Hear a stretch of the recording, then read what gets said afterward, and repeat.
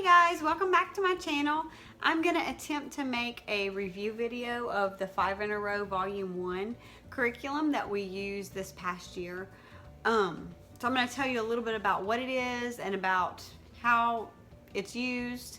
And hopefully my trusty sidekick here will cooperate with me. We'll see. So anyway, I'll just start off by telling you a little bit about 5 in a Row.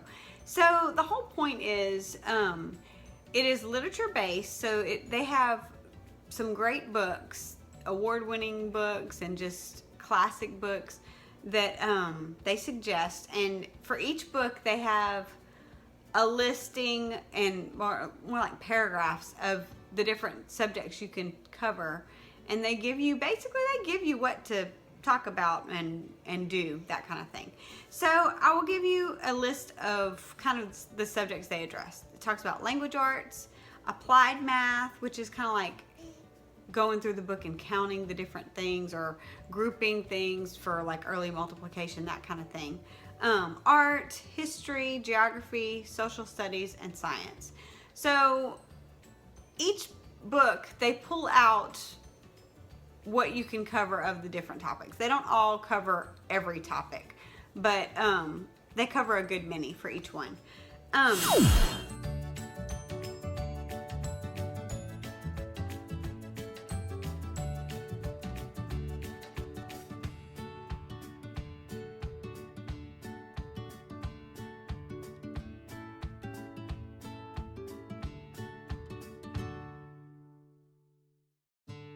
So basically the idea is you take the one book they suggest and you read it 5 times in a row.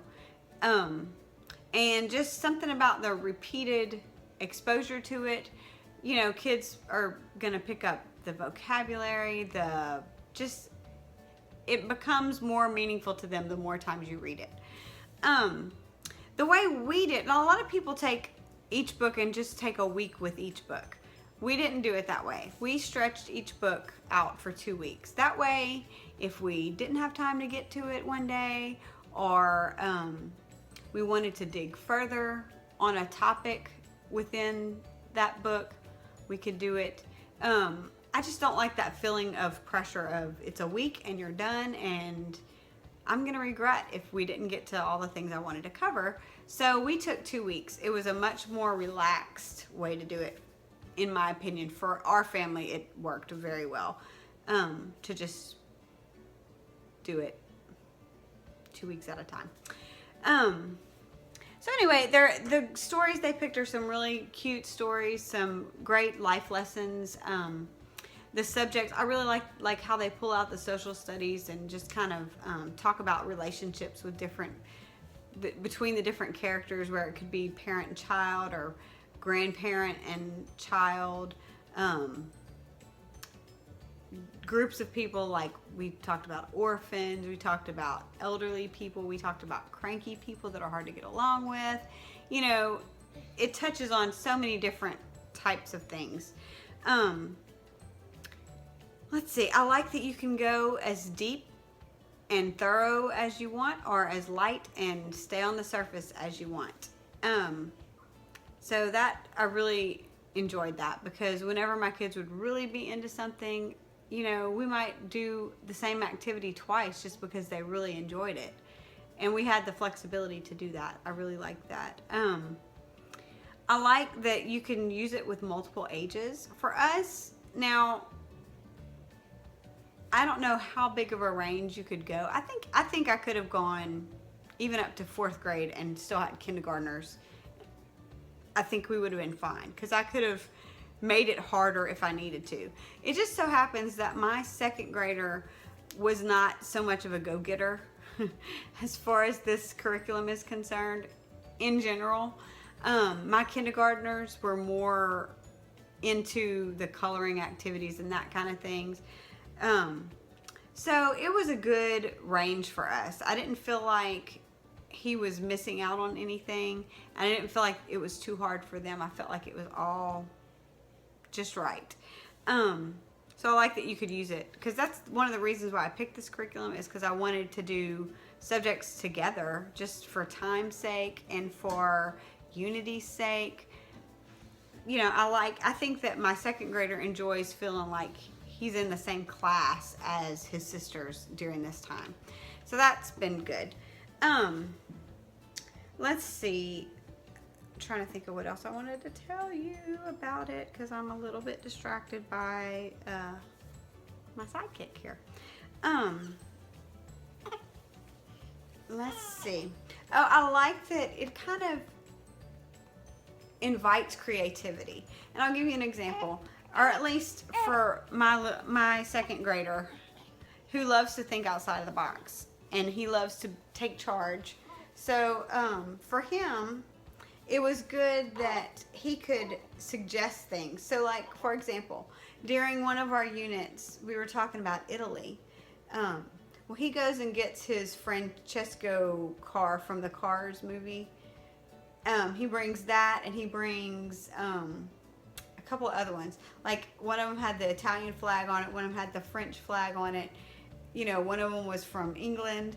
So it had just different things like that where he loved to be able to suggest, like, look at this. This has to do with, you know, what we're learning or whatever. He loved that he could go find those things. So the way we did, like, for example, for geography, I would have them color the flag of the country or state we were doing. I would get books from the library about, like, the culture, what the people eat, you know, just different things, their language, just whatever my library had or whatever we could find on YouTube. That's the way we kind of studied about the countries and regions that they talked about. I tried to do as many field trips, that kind of thing. Like, for example, one of the books was Papa Piccolo, and it's about a cat and some little kittens that are like strays that he ends up taking care of, kind of thing. So we went and read books at our local cat shelter and got to be around the cats. Well, that was a perfect fitting field trip that tied in so well with that unit. So that was a great one. So I try to do those as much as I can. Anytime I can think of something that fits in with what we're talking about. Like there just so happened to be a Japanese art exhibit right about the time we were studying about Japan, which was awesome because we got to go to that. For China, when we were studying about China, we went to the local Chinese restaurant. So just little ways that we go and we find the different things that relate to the topics we're studying. Let's see.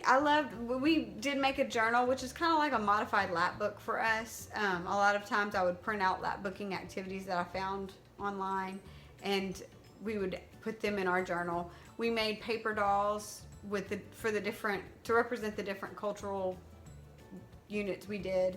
And my girls especially really loved making the paper dolls, and they would make them talk and sing. They were hilarious. I loved that because they just took it and ran with it, kind of thing.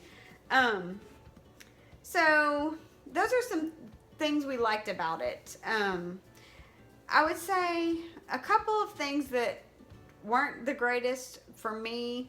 One of them being, you know, you're kind of approaching history in an all over the place kind of way. Like one book you're studying the Renaissance, one book you're studying the Civil War time. To me, it doesn't have a rhyme or reason. It doesn't flow chronologically. That's not my favorite thing, but that's just the way my brain processes history. So, you know, it worked out. I mean, I feel like they learned a ton about all of those different time periods, even though we weren't doing it in chronological order per se. Another thing was just that this is not a structured curriculum in my mind.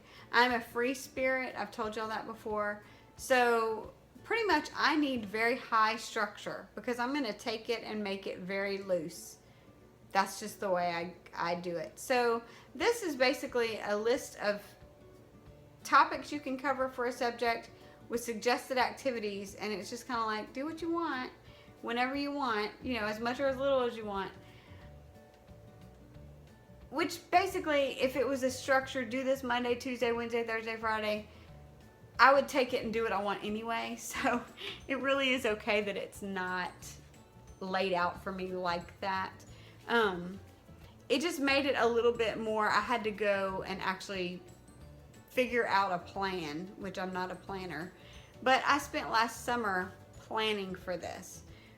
Printing out the materials I would want to lap book and journal on.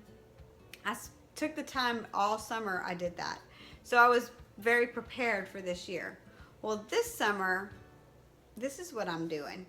So I'm not really planning on really getting in-depth planning done.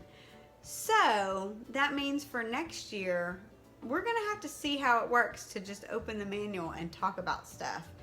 Hopefully I will get on my game and kind of get a little bit of a plan together. Like last year, I pretty much had a visual, because I'm a visual learner, I'm a visual person. So it works very well for me to have like, almost looked like a calendar, but it has like the subjects, the days of the week and the subjects, and pretty much I would say language art, these are the things we're gonna talk, these are the topics we're gonna cover. For art, we're gonna look at shadows, we're gonna look at this art media, you know, different, whatever they suggested, I would plug it in. If it was a country, I would put in the call numbers at the library of where I'm gonna find books about that country, you know. I did all that legwork before I even got to the units. That way when I opened a unit up and presented it, I knew exactly what we were gonna need from the library. I knew what we were gonna do. It was just pretty well planned out. So it's kind of a drawback that you have to, that you can have to do all that. I don't think you have to do all that. We're gonna see this year with volume 2 how it works to just kind of a little bit more fly by the seat of your pants. So we'll see.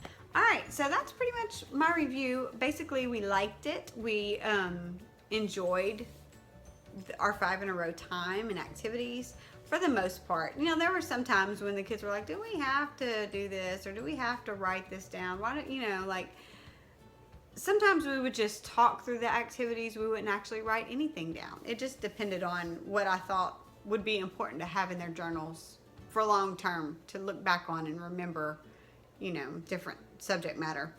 But I do feel like they benefited. Like when we did the color, the flag, the different flags and different country things, it helped them remember it a lot, the things that they wrote down. So I thought that was good.